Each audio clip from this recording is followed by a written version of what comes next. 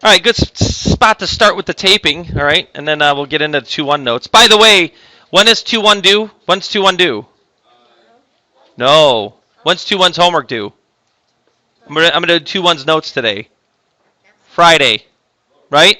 We have a quiz tomorrow. Then after the quiz tomorrow, you can do your homework.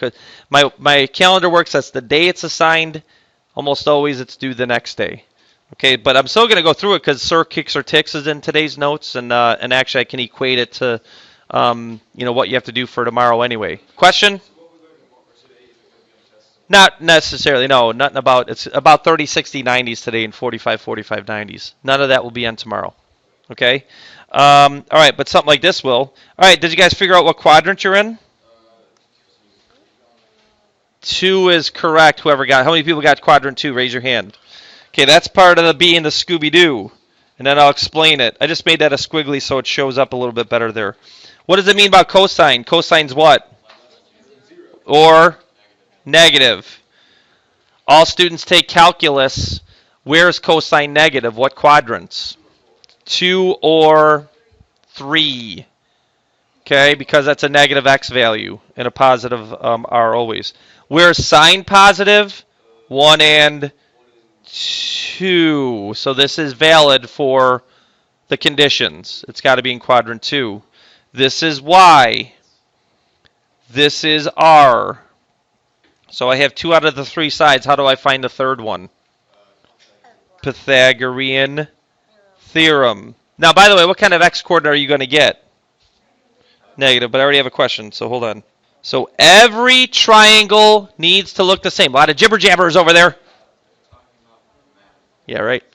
All right, so your triangles all have to be the same all year long. If I ever see a triangle like this, I may throw you out in the weeds. I may literally throw you out in the weeds. Like, what is it? Oh, y, then x, and then back to the origin. You're done. Okay? You're off the bus. And then you're going to have to get hit with a puddle until you get back on the bus. Okay? Off the bus. It's x move, comma, y move, go back to the origin. And I swear I get people for 2 months still drawing triangles like that. That may be instantly no credit. Instantly. Ah! All right, now. So, now back to this one. X squared plus root 2 squared equals 6 squared. For the love of whatever you believe in, what's root 2 squared? 2. What's 6 squared? 36 minus 2? No time. Now, it is plus minus mathematically. What is it actually? It's negative. Why is it negative, dog? Because I went which direction? Left. Now, I kind of got to lasso this. Yeehaw. And then go like this. So I have sine. I have to find all the rest of them now. So sine. So now what's cosine? Well, look at this drawing. Here's theta. But what I told you is this. This is the reference angle, and you can play Sohcahtoa. You're allowed to play Sohcahtoa on this now, even though I want you to get Sir Kicks or Ticks. So what's cosine? What number over what number? You did it again. You made it a 9 number. Yeah. Over 6 negative square root of 34. And then what's the tan? Now we got a problem. Even if you got this far, this is a problem.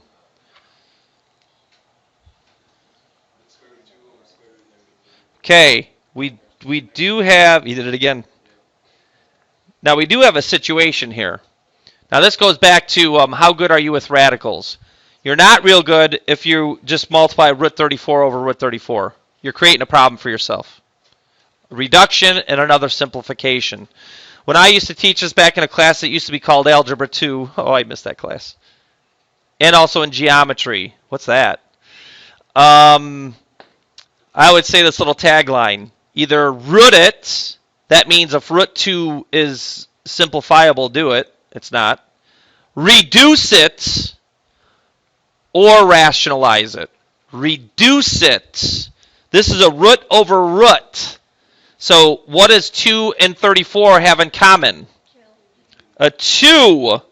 Or the way you're really legally supposed to write this as one big radical and then reduce it, but then this is implied. By the way, what's the square root of 1? This always drives me nuts. What's the square root of 1? 1. So this is 1, and then all I have to do is multiply both top and bottom by root 17. But I would hope eventually you don't need all of this work right here.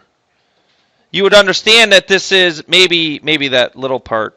And again, I am teaching here. This is something that I would hope you're able to know that this is true right away, and know, okay, they're both in a radical. This is 1 over 17 in a radical. And the square root of 1 is 1. And then all I have to do is rationalize root 17. So this becomes a root 17 over 17. Don't forget the negative. That's what tan of theta is equal to. So we do have some problems. We do have some problems with reducing here, or rationalizing, I guess I should say. And then who's related to sine? That is cosecant. And cosecant is 6 over root 2. Now this one I do have to rationalize. By the way, what's root 2 times root 2? Why I did it. But what's 6 over 2 now? What's 6 over 2?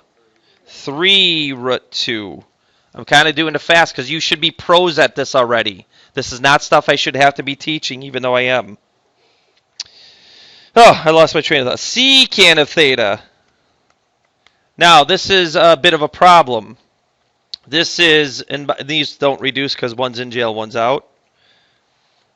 And then I'm going to do this fast. I have to rationalize. So what do I have to multiply by? Both top and bottom. Now let's do two things at once. What's root 34 times root 34?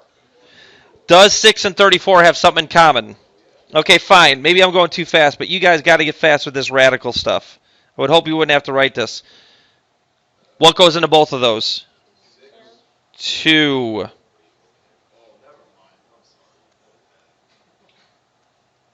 That's a negative. And then 17. Ugh. This rationalizing. And then don't flip this. Don't flip this for tan. Flip this. So cotan of theta is equal to negative a root 34 over a root 2, both in jail. So I can do what? Simplify. How many times 2 go into 34? No time, 17. By the way, over the square root of 1. I will mark you wrong so quick your head will be spinning if you write the square root of 1 as a final answer. What's the square root of 1 for whatever you believe in? 1. You don't put that in a final answer? Told them a story about one of my favorite quotes from Winston Churchill. All about right after they staved off the Germans from bombing London and actually the rest of the country and held them off. Had a whole long quote about standing up to the Germans, and at the end he said, "Never, never, never give up." I'm buying that poster. It's going to be right here. It gives me the chills every time I tell that story. But then right below that poster, I might put a poster of me with my ugly face saying, "Always, always, always reduce." And if you don't, this won't be on the poster after that. I will mark you wrong so quick. What? Your head will be spinning. Get used to that saying. All right, here we go. Okay, fine. Sir kicks or ticks. There it is. That's tomorrow. You want to write it again? Fine. I'd write it shorthand. Sine of A equals opposite over hypotenuse, which turns into y over r, because how coordinate. And that's why I yelled at you, but in a way, but that's why all triangles are drawn the same way. X first, then y, then r. And then this is for sure true then. Opposite side is the y, adjacent side is the x. And it's because that's how it's done. And then just know that sine is related to cosecant. These are the things that you're going to have to get hammered down. And then really behind the scenes, it is Sohcahtoa a little bit, but with the coordinate trig thrown into play. Right? And I'll just hold off for a second if you want to write that again. Okay, we're going to play a little game. Not a game. But we're going to talk about some relationships that actually ends up being the end of your notes. And we're going to talk about it right now and so on and so forth. So again, remember, it's all about, maybe I'm using the word reference angle a little loosely.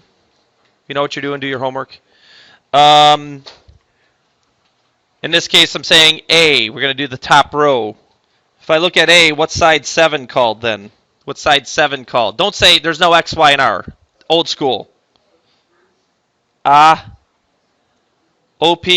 right? What's 24? And then what does that make 25? Actually, 25 is always. Now, when I'm looking at angle A, this is the relationship. So what's sine of A? Hard to see. Maybe I'll zoom in one more, but I don't want to go too much farther.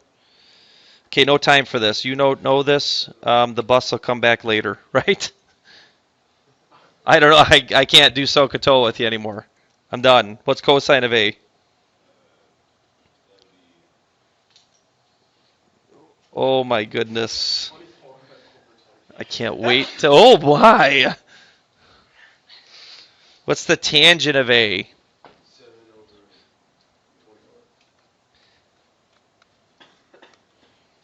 Opposite. Oh, can I do that? Do I get yelled at? What does that make 7? Adjacent. Believe me, and I get analyzed, so I'll get in trouble when I get observed. I don't care. Okay, because this is the way I used to learn, and this is the way I used to teach, and it used to work. And we'll mix it up. You know what differentiated instruction means? You do something different from time to time. That's what different. So we'll do this. We'll do other stuff, and you know what? That's what I believe in. So, oh well, they get persecuted by the new regimes as they come through the system. What's sine of B then? What's cosine of B? 7 over 25. And what's the tangent of B? Okay, now here's the rule for later. Watch this. I put it up there, but you should already know this. Do you see up in the left corner? What does it say about A and B? They're what? What does it say up in the upper left corner? They're complementary. And actually, by you saying my group responses, you're actually activated in the notes. You're using your brain a different way. Works. How is it complementary? What do 3 angles in a triangle add up to become? 180. This is 90. What's left over for the other two? 90. So that means these have to add up to 90. That's not the rule. I mean, that's not what I'm going to talk about. What I am going to talk about is this, though. What's the sine of A equal to? Look at the red. Who's the sine of A equal to? Look. Cosine of B. Who's the sine of B equal to? Cosine of A. What is the relationship between B and A? They are complementary. Do you remember your homework? The question that I answered? Sine of 15 with your calculator was equal to the cosine of 75. You've already done this rule. This is how your notes end. This little identity. Sine of an angle equals cosine of its complement. Here's proof number 1.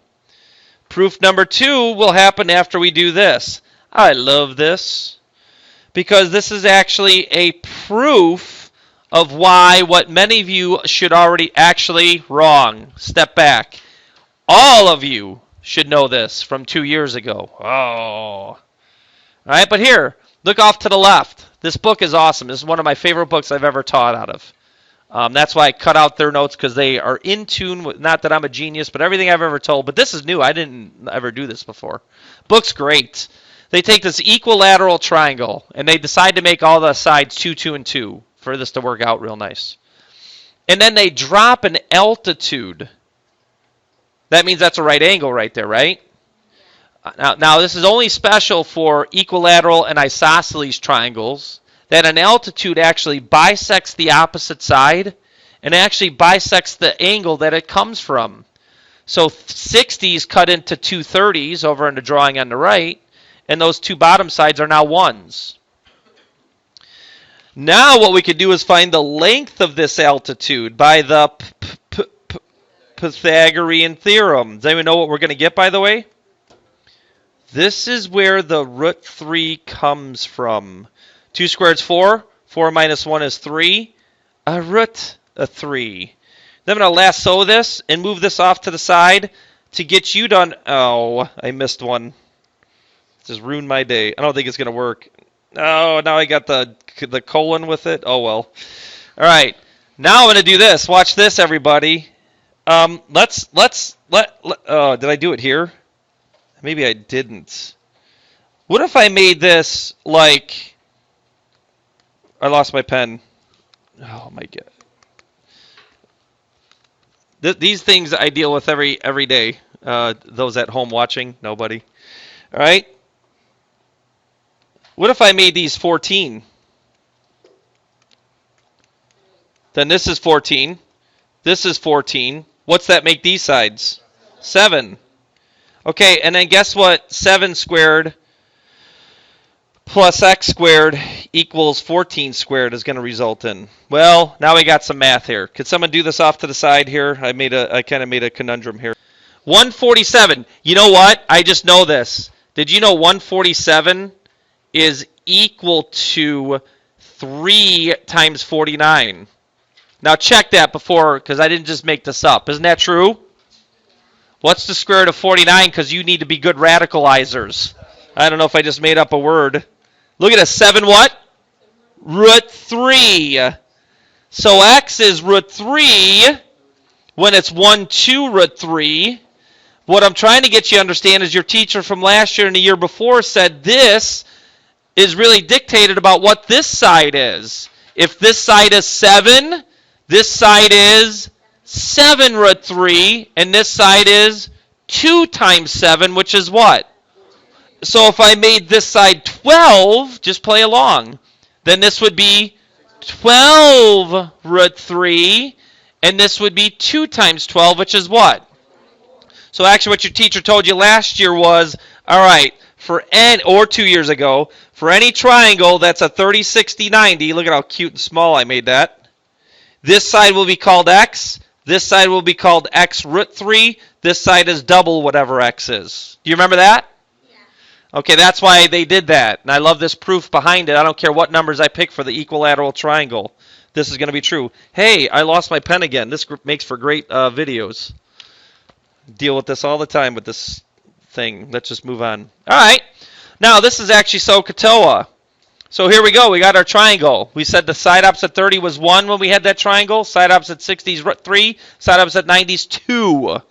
So we're going to do 30 first. Ooh, I should do it blue for the color coding. I do apologize if anyone is colorblind. The last 2 years I've had colorblind people. It actually has happened. OPP, ADJ, we're going old school. You know why I have to, by the way? We are not in a blank blank. Someone fill in the blanks. Coordinate plane. So how can I play circuits or ticks when I'm not in a coordinate plane? Ah. What sign?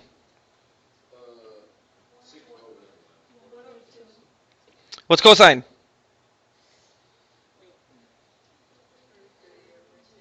Now, I know it's not letting other people think about it, but you're also hearing your peers actually get it, and you got to get on the bus. What's tangent? 1 over square root of 3, which is what? Fine, I'm going to do this, but you guys better get on that radicalizing bus too. I'm making up a word. Root 3 over 3. You better know how to rationalize. Okay, what's cosecant? It's the flip of sine. So what? 2. What's secant? 2 over root 3, which will therefore be called what? And then get used to rationalizing that this is going to happen all the time. What's cotangent? Don't flip this, it's easy. Root 3. Now, let's erase all this, because now I'm going to change what I'm looking at. I'm going to change now and say, hey, let's do this trig for 60. What side is this now?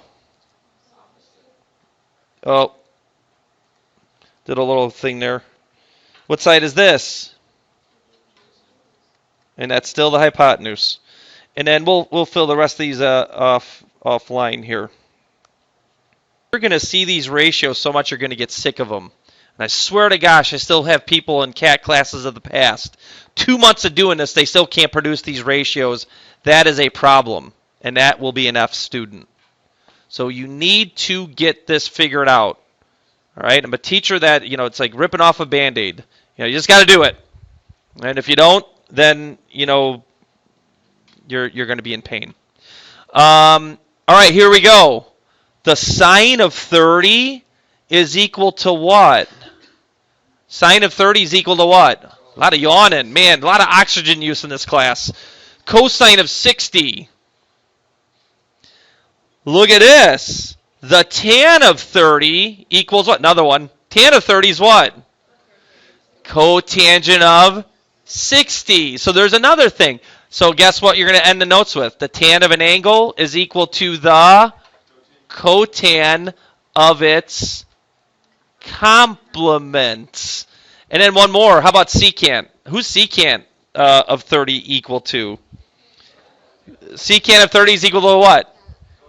Cosecant of 60. Hike. I heard a bunch of numbers there. And 4 yawns. All right. So the secant of an angle equals the cosecant of its complement. And vice versa. I was just using them in one way, shape, or form. Then this one's easy. A 45, 45, 90 is an illegal group response. Isosceles. So 1, 1. Okay, well, how do I find x? I do the Pythagorean Theorem. This one works out real well for that one thing I did with the other one. What's 1 plus 1? Last time I checked, it's 2. And then you root it. So this is what? So you learned from your teacher, if this was x, this was x, this was x root 2, whatever that x is. Because guess what? Yeehaw! If I made this 7 and this 7, let's just do the math real quick. 7 squared plus 7 squared equals x squared. 49 plus 49 is 98. When I root that, 98 is 2 49s. Hey, everybody, what's the square root of 49? That's not supposed to be squared. 7 root 2. That's why your teacher said whatever the two isosceles equal sides are. I don't know if I said that correctly. The hypotenuse is blank root 2. Whatever that blank is. Whatever the other sides are. Yawn, yawn, yawn. What's the sign? Let's go back to 1. What's the sign of 45? 1 over square root of 2, which is? Square root of 2 over 2. What's cosine then going to be of 45? Are you thinking about these questions? Which is? What's the tangent of 45? What's cotangent of 45? Flip this, not that. What's the secant of 45? Flip this, not this. And then I'm not letting you write this down. You're not going to do it. You will have to have memorized, and you're going to do it all the way through, back and forth, periodically, some days, weeks more than others, 30, 60, 90s, and 45, 45, 90s. And the quicker you get this and this memorized, the easier your life's going to be. And by the way, what's the hypotenuse always? The biggest side. So who's bigger, root 3 or 2? Okay, now, of course you see that. Why, though? 2 is equal to the square root of 4. So obviously the square root of 4 is bigger than the square root of 3. Because what I get people do all the time, they put these angles all in the wrong spot. They write 30, 60, 90, then they put the side opposite 30 is 2, the side opposite 60 is root 3, and the side opposite 90 is 1. Isn't that nuts? What time is it? You know. A lot of people know, apparently. Hey, here's what we got down to. And I'm just going to make this fast because I've already bored people into submission, I think, with this illegal, non-common core set of notes. Didn't we already say that? Sine of an angle equals cosine of its complement. Man, it's an epidemic. Secant of an angle equals cosecant of its complement. Tan equals cotan of the complement. Don't write there, and vice versa is true. That's all about purpose of that bottom line is. But here's what I'm worried about. Everyone say this word. So I guess for your little vocab of the day, can everyone say cofunction? She refuses. Cofunction identities, complement complementary. Cofunction means complementary relationships. So if it's worded in the quiz tomorrow, not on the quiz, my bad, dogs. Yawn. Not on the quiz tomorrow. Chapter 2 quiz when we have later. They'll be called the cofunction identities. So I got no time for this. Cosine of 52 by the cofunction identities. Who is equal to the cosine of 52? Sin. There's no sinners in here. It's a public school. All right, never mind. Sine of... Ay caramba. Sine of the complement. Waiting. Tan of 71 is equal to the...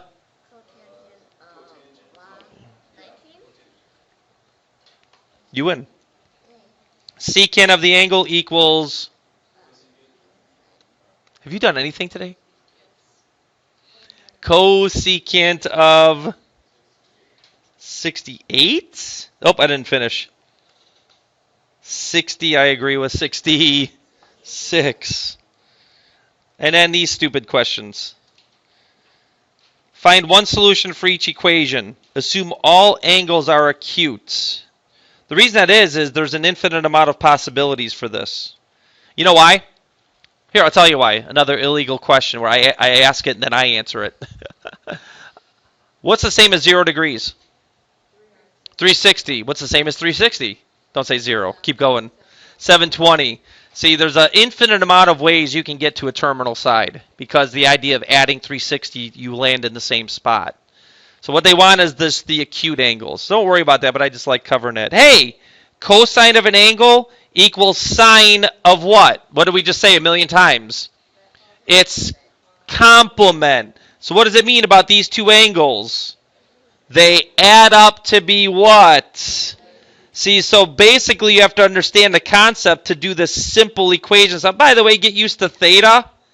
Theta is just a variable. Write it as a cracked egg. Write it as a 0 with a line through it. I don't care. And then go ahead and solve this. This is all stuff. Okay, fine. You didn't know about the complement thing. But solving this equation is not what I'm here for. But I am doing it if you don't know how to solve an equation. Now, you really shouldn't put an angle measure on this, like degrees, because 21 is not the angles in question. What is the angle in question that goes in here? 25. And then 3 times 21 is 63, plus 2 is... Hey, what do you know about 25 and 65? They're what?